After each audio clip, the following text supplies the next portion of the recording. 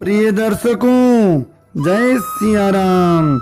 आज सत्यनारायण भगवान का व्रत पूजन कथा सभी भक्त एवं भक्तमती माताएं जरूर सुने। आइए कथा प्रारंभ करते हैं। श्रीमन नारायण नारायण नारायण, श्रीमन नारायण नारायण नारायण, नारायण नारायण नारायण, श्रीमन नारायण नारायण नारायण, लक्ष्मी नारायण नारायण नारायण, भजमन नारायण नारायण नारायण, श्रीमन नारायण नारायण नारायण। श्री सत्यनारायण नाम लेते ही, श्री सत्यनारायण नाम लेते ही, पाप होत सब नासायण, श्रीमन नारायण नारायण नारायण, श्रीमन नारायण नारायण नारायण। माधव दास आस रघुवर की, माधव दास आस रघुवर की, भव सागर से पारायण, श्रीमन नारायण नारायण नारायण, श्रीमन नारायण नारायण नारायण, श्रीमन नारायण नारायण नारायण। प्रथम अध्याय। श्री व्यास जी ने कहा, एक समय की बात है, शौनक आदि विवेकी मुनिगणों ने पुराणों के ज्ञाता श्री सुत जी से पूछा कि वह व्रत कौन सा है जिसके करने से मनोवांछित फल मिलता है। श्री सुत जी महाराज ने कहा, ऐसा प्रश्न नारद ने भगवान कमलापति से पूछा। भगवान कमलापति ने जो कथा सुनाई वह आप जरूर सुनिए। नारद त्रिलोकी में घूमते घूमते मृत्युलोक में पहुँचे। उन्होंने देखा कि पिछले कर्मों के प्रभाव से अनेक जीव प्राणी अनेक योनियों में पैदा हो रहे हैं। उनका दुख कैसे दूर हो, मन यह विचार कर में और नारद जी विष्णु पहुँच गए। और वहाँ नारद जी ने भगवान सत्यनारायण के दर्शन किए। हाथ में चक्र, गदा, पद्म, शंख आदि चार भुजानाथ भगवान सत्यनारायण के नारद जी ने दर्शन किए हैं। बोलिए सत्यनारायण भगवान की जय हो। नारद जी ने पूछा कि हे भगवान, मृत्युलोक में सभी प्राणी अपने पूर्व जन्म के कर्मों से विभिन्न योनियों में जन्म लेकर कष्ट भोग रहे हैं। उन प्राणियों के कष्ट दूर करने के लिए कोई उपाय बताइए। भगवान बोले कि सत्यनारायण भगवान का पूर्णिमा का व्रत करने से सभी प्रकार के सुख मिलते हैं। जो प्राणी इस व्रत को श्रद्धा व विश्वास के साथ करता है वह धन धान्य सुख संपत्ति प्राप्त करता है। इसमें प्रसाद, केले का फल, गेहूं के आटे का सातु बनाकर प्रसाद चढ़ाया जाता है। इस प्रकार से भगवान ने वर्णन किया। नटवर नागर नंदा, भजोर मन गोविंदा, बोलो नटवर नागर नंदा, भजोर मन गोविंदा, मोर मुकुट मुख चंदा, भजोर मन गोविंदा, मोर मुकुट मुख चंदा, भजोर मन गोविंदा। सांवली सूरत मुख चंदा भजो रे मन गोविंदा श्याम सुंदर मुख चंदा भजो रे मन गोविंदा। दूसरे अध्याय में सबसे पहले ये व्रत किसने किया था यह सुनिए। काशी में एक निर्धन ब्राह्मण रहता था। भूख प्यास से दुखी ब्राह्मण इधर उधर भटकता रहता था। ब्राह्मण की दुखी देख करके भगवान ने स्वयं बूढ़े ब्राह्मण का वेश धारण कर लिया। गरीब ब्राह्मण से पूछा, कहा कि हे ब्राह्मण, तुम सत्यनारायण भगवान का व्रत करो, तुम्हारे सब दुख दूर हो जाएंगे। दूसरे दिन गरीब ब्राह्मण व्रत करने के संकल्प से भिक्षा मांगने निकला। उसे बहुत दान मिला। इसी धन से अपने भाई बंधु सहित श्री सत्यनारायण भगवान का व्रत किया है। उसके प्रभाव से दुख से मुक्ति मिली है और धन का मालिक बना तथा अंत में मोक्ष की प्राप्ति हुई है। यह व्रत और किस किस ने किया सुनिए। यह ब्राह्मण सत्यनारायण भगवान का जैसे व्रत पूजन कर रहा था, उसी समय लकड़हारा आया। लकड़ी का बोझ बाहर रखकर प्यास मिटाने ब्राह्मण के घर आया है। उसने ब्राह्मण से पूछा।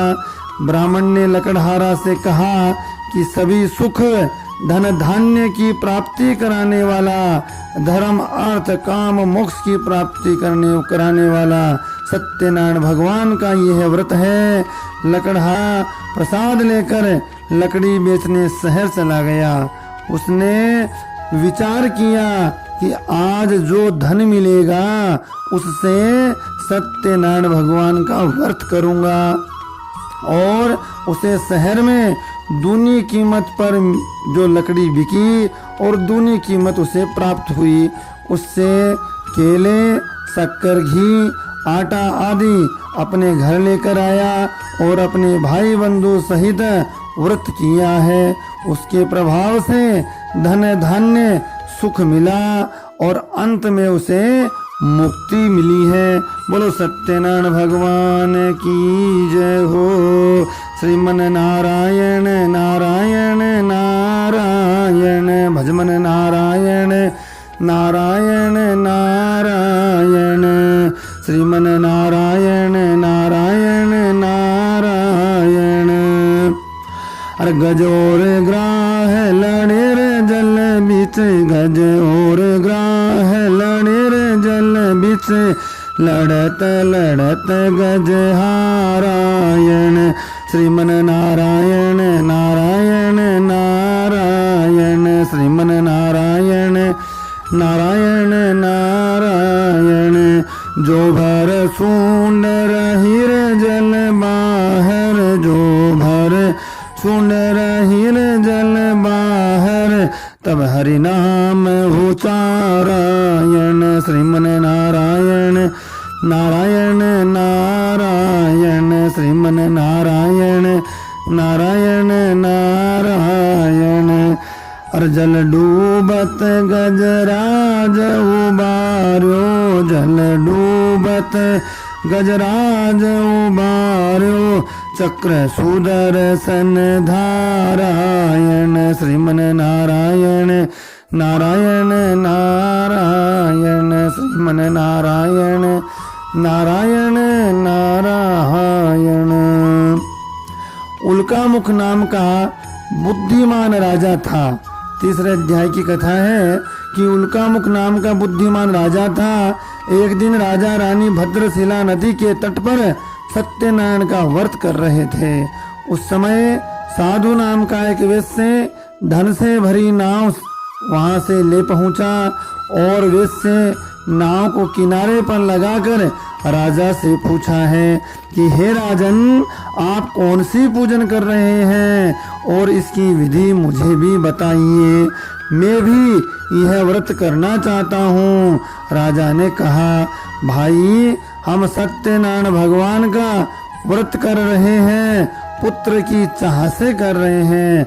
वैश्य ने कहा, मेरे भी कोई संतान नहीं है, मैं भी सत्यनारायण भगवान का व्रत करूंगा, वैसे खुशी खुशी घर आया तथा अपनी पत्नी से सब कुछ कहा। और वैसे ने कहा कि हमारे घर संतान होगी तो हम भी सत्यनारायण भगवान का व्रत उद्यापन करेंगे। सत्यनारायण भगवान की कृपा से वैसे की पत्नी लीलावती के गर्भ से कन्या का जन्म हुआ। बोलो सत्यनारायण भगवान की जय हो। इस कन्या का नाम कलावती रखा गया। वैसे की पत्नी ने कहा कि सत्यनारायण भगवान का व्रत अब हमें कर देना चाहिए, परंतु वैसे बोला मन में कपट आ गया और बोलता है कि कन्या के विवाह के समय ही यह उद्यापन हम कर देंगे। और कन्या बड़ी हो गई। वैसे ने कांचन नगर के श्रेष्ठ वैश्य पुत्र से कन्या का विधि पूर्वक विवाह भी कर दिया और भूल गया है कि भगवान सत्यनारायण का की कृपा से ही उसे सब प्राप्त हुआ। उनका व्रत उद्यापन उन्हें करना चाहिए, लेकिन नहीं किया। उस समय भगवान सत्यनारायण का व्रत किए बिना ही उसने विवाह भी कर दिया। सत्यनारायण भगवान अब रुष्ट हो गए हैं और वैसे अपने जमाई के साथ व्यापार करने के लिए गया। वह समुद्र के पास रत्नसार नगर में गया तथा व्यापार करने लगा। इस नगर का राजा चंद्रकेतु था। सत्यनारायण भगवान का श्राप वैसे पर था। उसके प्रभाव से राजा की संपत्ति चुराकर चोर वैश्य उसका दामाद रहते थे वहां आ गया और राजा के सैनिकों ने जैसे ही पीछा किया, जिससे चोर डरकर धन को वहीं छोड़कर और भाग गया। राजा के सैनिकों ने दोनों को, वैश्य को और वैश्य के दामाद को बंदी बना लिया है, जेल में डाल दिया। और श्राप के परिणाम से वैश्य के घर पर चोरी हो गई। उसकी पत्नी बीमार हो गई, रोटी पानी के लिए भटकने लगी। यही हालत कन्या की भी हो गई है। एक दिन बेटी किसी ब्राह्मण के घर गई, वहां सत्यनारायण भगवान का व्रत पूजन होते देखा। प्रसाद लेकर घर आई है, अपनी माता से सब बात बताई और दोनों माँ बेटी ने व्रत किया और मांगा कि पति और दामाद दोनों घर लौट आए। इससे सत्यनारायण भगवान प्रसन्न हुए हैं और राजा चंद्रकेतु को सपने में दर्शन दिया कि दोनों वेश्यों को छोड़ दो, यदि ऐसा नहीं किया तो तेरा सर्वनाश हो जाएगा। राजा ने सुबह दोनों को छोड़ दिया है। दोनों सम्मान सहित घर के लिए रवाना कर दिया। इस प्रकार से भगवान सत्यनारायण की कृपा हुई है। बोले सत्यनारायण भगवान की जय हो।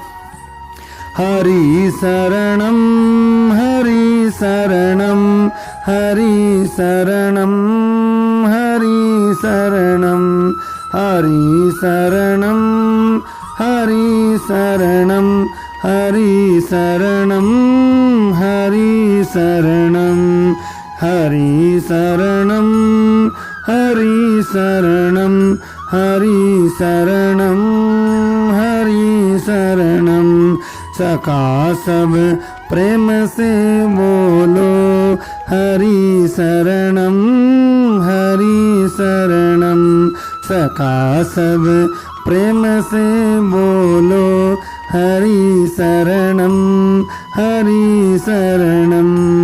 यही उपदेश दिया था ब्रह्मा को श्याम सुंदर ने, निकला सार वेदों का हरि शरणम हरि शरणम। सखा सब प्रेम से बोलो हरि शरणम हरि शरणम। चतुर्थ अध्याय में वैसे अपने घर की ओर चल पड़ा कि सत्यनारायण भगवान वैसे की मन की भावना जानने के उद्देश्य से साधु का, दंडी साधु का वेश धारण करके और वैसे से प्रसन्न किया है कि तुम्हारी नाम में क्या है। संपत्ति में मस्त वैश्य ने कहा कि हे दंडी स्वामी, मेरे नाम में फूल पत्ते हैं, मेरे पास आपको देने के लिए रुपए पैसे नहीं हैं। ऐसे वचन सुनकर सत्यनारायण भगवान बोले कि तुम्हारे वचन सत्य हो, जैसी तुम्हारी भावना हो वैसा ही तुम्हें फल प्राप्त हो। और नाव में सारा धन फूल पत्ते बन गए, नाव हल्की हो गई। वैश्य और दामाद दोनों दुखी हो गए तथा उस दंडी स्वामी के पास गए और माफी मांगने लगे। उस साधु ने उसे माफ किया और सत्यनारायण भगवान की पूजा व्रत करने लगा और उसका नगर आ गया। लेकिन उस समय उसकी पत्नी और बेटी दोनों सत्यनारायण भगवान का व्रत कर रही थी। खुशी की मारी प्रसन्न हो गई, हृदय गदगद हुआ और प्रसाद को छोड़ दिया, पूजा को अधूरी छोड़ दी और पति के दर्शन करने के लिए दौड़ पड़ी। सत्यनारायण भगवान रुष्ट हो गए और उस परम पति परम पिता की पूजा प्रसाद को जो अपमानित करके सांसारिक वासनाओं से जुड़ता है तो भगवान रुष्ट हो जाते हैं और पति सहित उसकी नाव को ही डुबो दिया। रात में बेटी को भगवान ने स्वप्न में दर्शन दिया कि मेरा प्रसाद ग्रहण करो, तुम्हें तुम्हारा पति मिल जाएगा। फिर उसने भगवान का प्रसाद ग्रहण किया है जिससे उसका पति मिल गया तथा सबने मिलकर भगवान सत्यनारायण का व्रत किया है। बड़े धूमधाम से भगवान का व्रत उद्यापन कीर्तन किया है। इस प्रकार से आगे की कथा है 5वें अध्याय की कि तुंगध्वज नाम का राजा था। एक दिन राजा वन में जाकर बहुत प्रकार के पशुओं का वध किया। उसने वहां वट वृक्ष की छाया में सत्यनारायण भगवान का पूजन होते देखा। वहां गोप ग्वाल पूजन कर रहे थे। राजा घमंड में न तो भगवान को नमन किया न प्रसाद लिया। उसके प्रकोप से सब धन धान्य नष्ट हो गए। उसे भी आभास हो गया कि भगवान के प्रसाद का अपमान करने से, प्रसाद न लेने से उसकी यह दशा हुई है। फिर गोप ग्वालों के पास गया तथा पूजन करके प्रसाद लिया है, जिसके प्रताप से पुनः धन पुत्र वाला बन गया। फिर वैकुंठ में गया है। कलयुग में भगवान सत्यनारायण की पूजा विशेष रूप से फलदायी है। भगवान विष्णु भगवान सत्यनारायण की पूजा बड़ी ही फलदायी बताई है। सत्यनारायण भगवान की व्रत करने वाले दूसरे जन्म की कथा बताई है कि इसी प्रकार से निर्धन ब्राह्मण सुदामा बना और श्री कृष्ण की भक्ति की है। लकड़हारा जो है वह भील बना, श्री रामचंद्र जी की सेवा की। वैसे साधु मोर ध्वज राजा बना है। इस प्रकार से दूसरा जन्म भी उनका सफल हुआ है। और राजा उल्का मुख महाराजा दशरथ हुए और श्री रंगनाथ जी की पूजा कर वैकुंठवासी बने। इसी प्रकार से राजा तुंगध्वज स्वयंभू मनु बने और धार्मिक साधु नाम वैसे सत्यव्रतधारी मोरध्वज राजा बना, जिसने आधा शरीर आरे से चीरकर दान कर दिया था। और सभी वैष्णव पथ पर चले भागवत से भगवान श्री वैकुंठ लोक को प्राप्त हुए। बोलो सत्यनारायण भगवान की जय हो। नारायण परावेदा देवा नारायणांगजाः नारायण परालोका नारायण परामखः नारायण परो योगो नारायण परम तपः नारायण परम ज्ञानम नारायण परागतिः। भगवान नारायण ही संसार के आदि और अंत में रहते हैं। देवता भी नारायण के अंगों से ही उत्पन्न हुए हैं और समस्त यज्ञ भी नारायण की प्रसन्नता के लिए ही है। उनसे जिन लोगों की प्राप्ति होती है वे भी नारायण में ही कल्पित हैं। सब प्रकार के योग भी नारायण की प्राप्ति हेतु ही हैं। सारी तपस्या भी नारायण की ओर ही ले जाने वाली है। इसलिए भगवान श्री विष्णु का कीर्तन, भगवान विष्णु का नाम और नाम संकीर्तन व्रत कथा, ये कलयुग में बड़ी सार्थक और पुण्य वैकुंठ प्रदान करने वाली, धर्म अर्थ काम मोक्ष प्रदान करने वाली, इस लोक और परलोक दोनों को सार्थक बनाने वाली, मनुष्य जन्म को सार्थक बनाने वाली है। सभी भक्त सज्जन इसी प्रकार से वीडियो को सुने और अपना प्रेम देते रहें। जय सिया राम। बोलो चतुर्भुज भगवान विष्णु की जय हो।